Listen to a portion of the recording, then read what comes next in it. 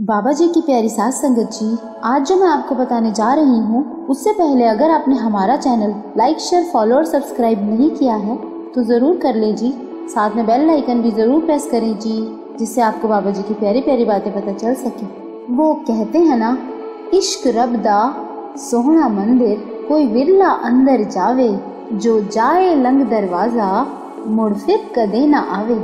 साथ संगत जी, अभी हाल ही की ये घटना है। एक कारोबारी बंदा जो कि गुरसिक था, पर कुछ टाइम से उसका कारोबार चलना बंद हो गया था। साथ संगत जी, इंसान को कभी किसी चीज का अहंकार नहीं करना चाहिए, बस हमेशा बाबा जी की मेहर मांगनी चाहिए।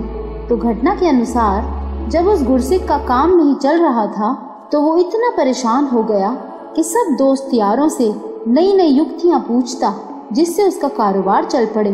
तो उसके एक दोस्त ने उसको बताया कि ऐसे ऐसे फला फला मौलवी हैं जो पुड़िया में कुछ बांध कर देते हैं, तो वो जिसको भी देते हैं उनके घर की जो जो परेशानियां होती हैं वो खत्म हो जाती हैं।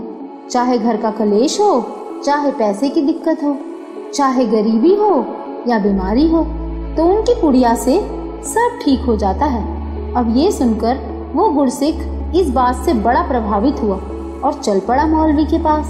साथ संगत जी, हमें भी पूरा सतगुर मिला हुआ है, पर फिर भी आज हमारे पास कोई भी आकर ये कह दे कि फला फला बंदा सारी परेशानियां दूर कर देता है, तो हमारा भरोसा भी ऐसे डोल जाता है जैसे कोई दीन ईमान ही ना हो।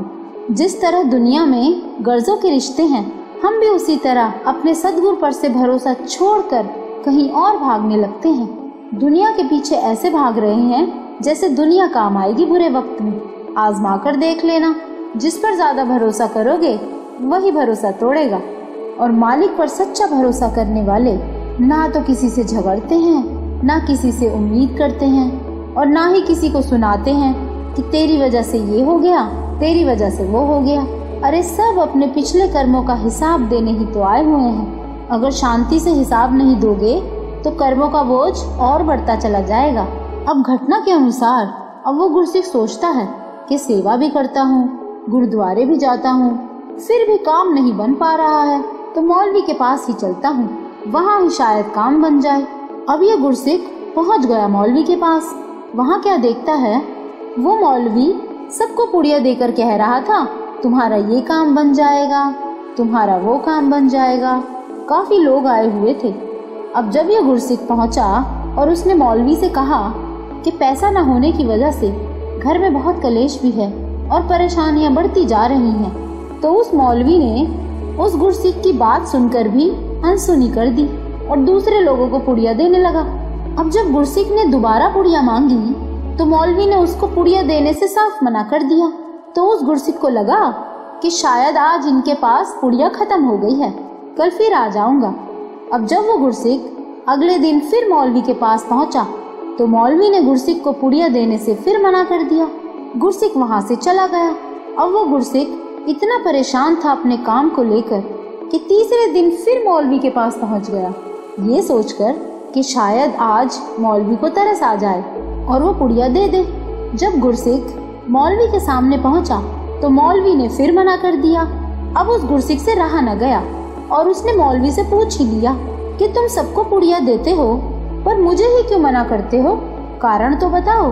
तो वो मौलवी कहता है, मैं रोज सुबह 2:30 बजे उठकर नहा धोकर गुरुद्वारे जाता हूँ और अपना झाड़ू भी घर से ले जाता हूँ, और जहाँ संगत रोज चप्पल उतारती है वहाँ जोड़े घर में मैं संगत की चरणों की धूड़ी अपने घर ले आता हूँ और सबको पुड़िया में बांध कर देता हूँ। और मौलवी की ये बात सुनकर उस गुरसिक की आंखों से आंसू झरझर बह गए, क्योंकि वो मौलवी बोला कि मैं तुझे क्या वो पुड़िया दूं, मैं तो खुद तेरे पिता के घर से चरण धूड़ी लाता हूँ। मैं तो खुद हैरान हूँ कि तेरे पिता पर तुझे खुद ही भरोसा नहीं। जिसके दर से मैं चरण धूड़ी लाता हूँ, अगर अपने सद्गुरु पर तुझे भरोसा आ जाए तो वो तेरी झोली खुशियों से भर देगा, जैसे वो मेरी झोली भर देता है।